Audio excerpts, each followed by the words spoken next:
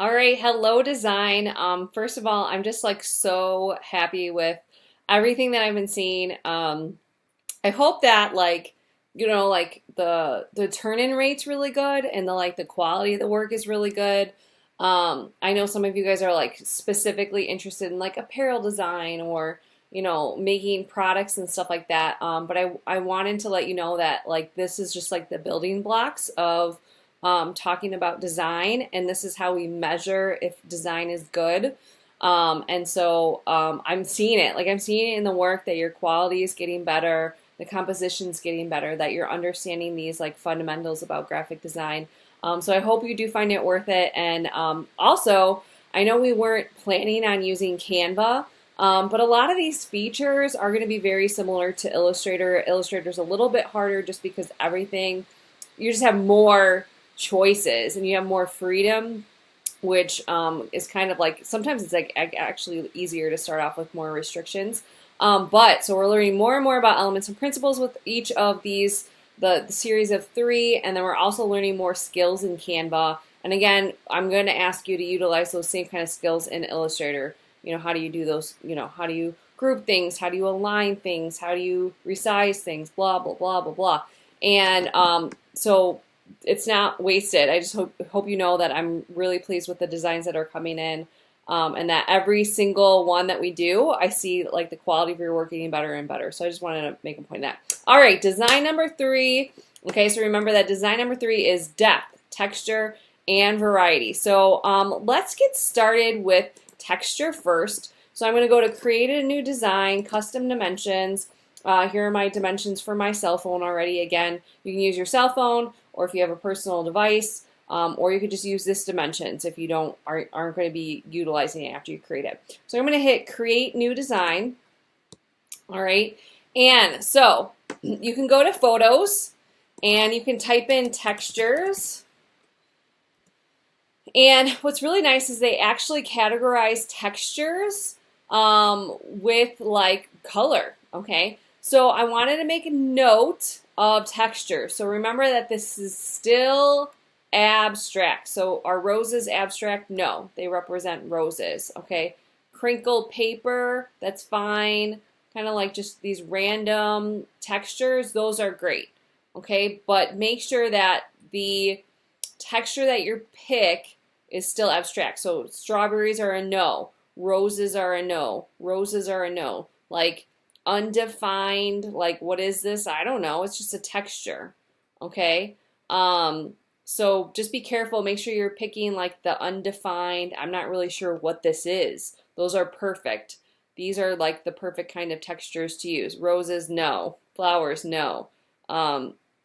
So those are the kind of like that's okay, right? Like I'm not really sure what it is.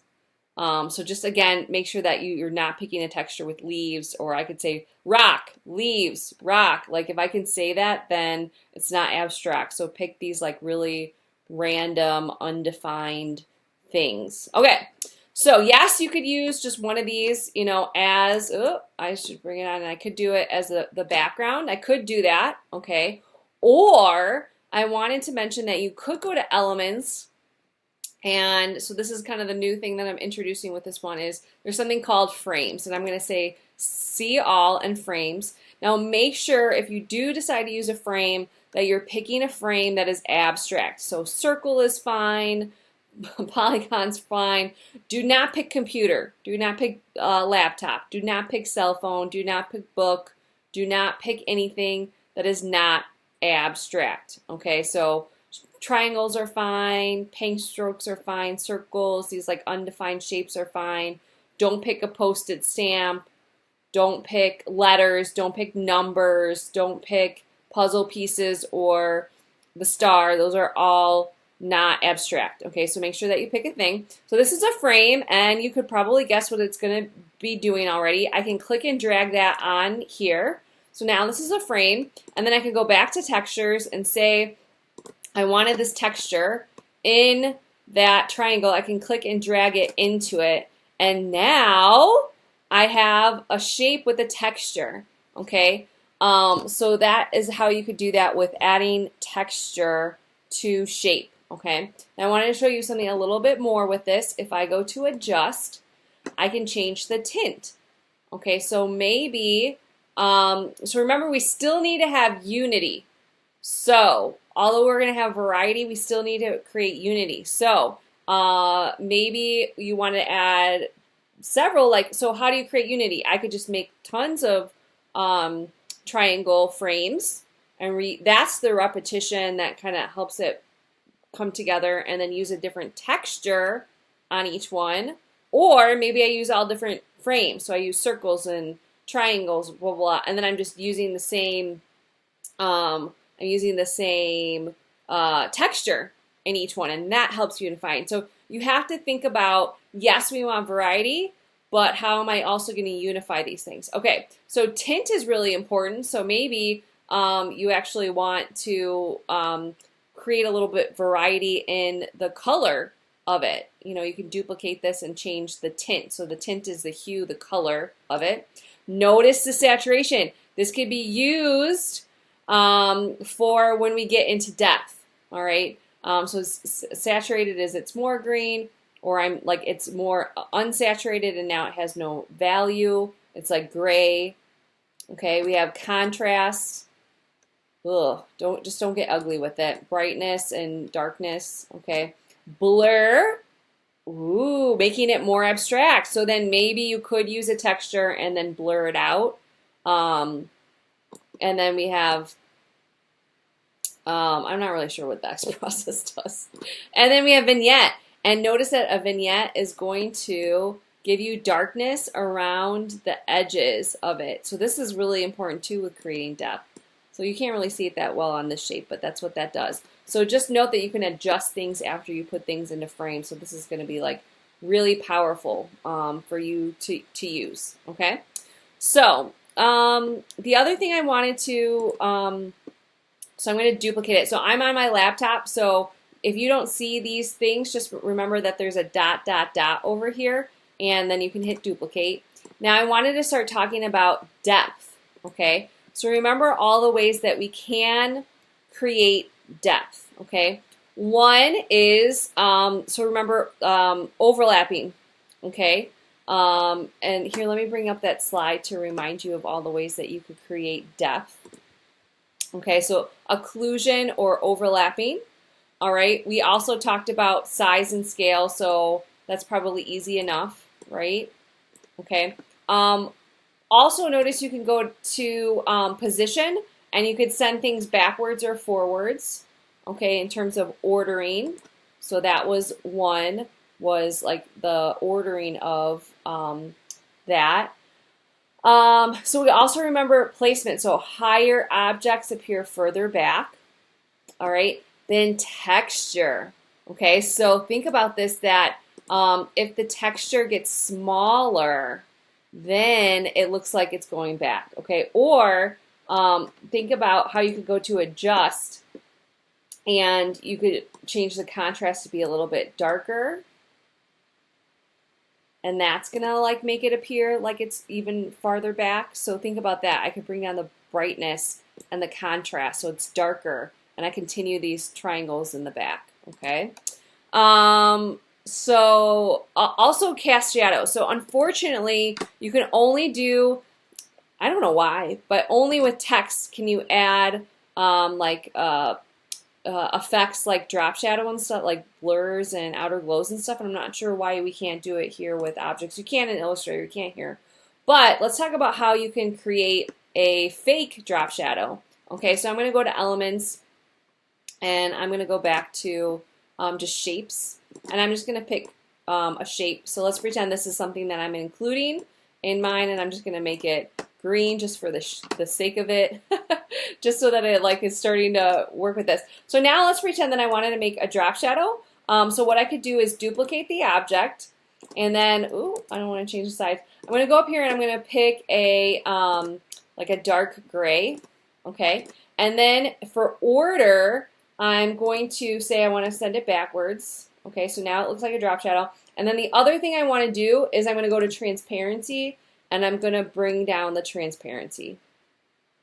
Okay, so that's a way that we could create a fake drop shadow because we can't, unfortunately. But and the cool thing about this is that you can personally change the distance of the drop shadow and the object over it. So that's cool. So that's, again, look at how much we're like creating depth already with by adding texture, by doing the drop shadow, by doing overlapping. Also remember that even just adding transparency, and we see the overlapping, that creates depth as well. Okay, so those are all the ways. Transparency. We could see that we could blur the placement. We just talked about texture, changing the size and the scale so it's going back into space. Also remember, we just did the shadows. Remember that having a darker background will also help make the background look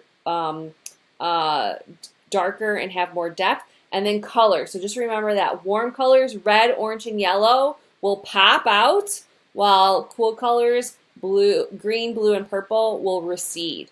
They will look like they're darker. So thinking about that maybe you want to create some things that are warmer to appear like they're closer to us, and just visually green, blue, and purple recede. They look like they're in the background. Okay, the last thing I wanted to show you with depth is gradients. So there are some in here. So if I go down to gradients, I can say see all. So again, just make sure that you're picking gradients that are abstract. Okay, so a lot of them are, but just make sure that you avoid any gradients that look like they look like something. So here I can bring in another triangle since we're going with my theme. Now notice that you can change the colors. Okay, here is my clue for you with colors. Okay, with gradients. Pick one color gradients, and what I mean by that is pick green and then do a light green to a dark green, or pick orange and do a light orange to a dark orange.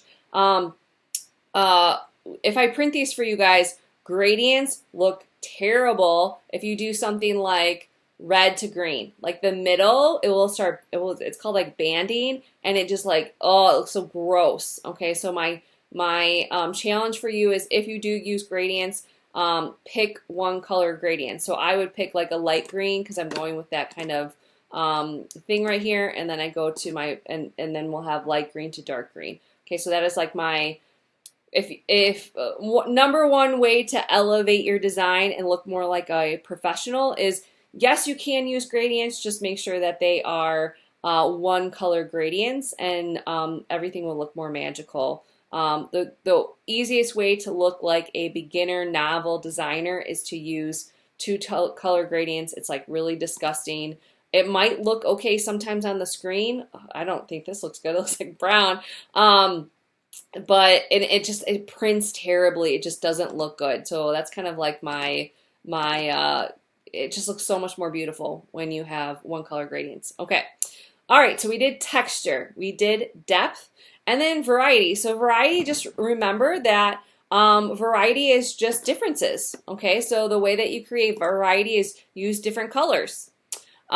Use different values like lightness and darkness. We just showed you how you could do that with the texture. Use a variety of different lines, so thinness and thickness of lines, different kinds of forms, different kinds of textures, shapes, different shapes, and how you space things. Okay, so all those things will help create variety. As you could see, as I was doing all these different ways of creating depth, it's creating variety. So it's going to be probably actually easy. The hard part for you is probably creating unity.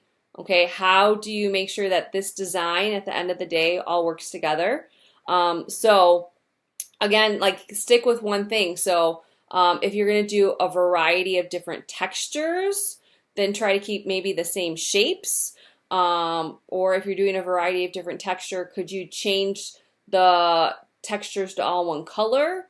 All right, so how will you make sure? So just remember to go back and look at, maybe it's how you align things. Maybe it's repeating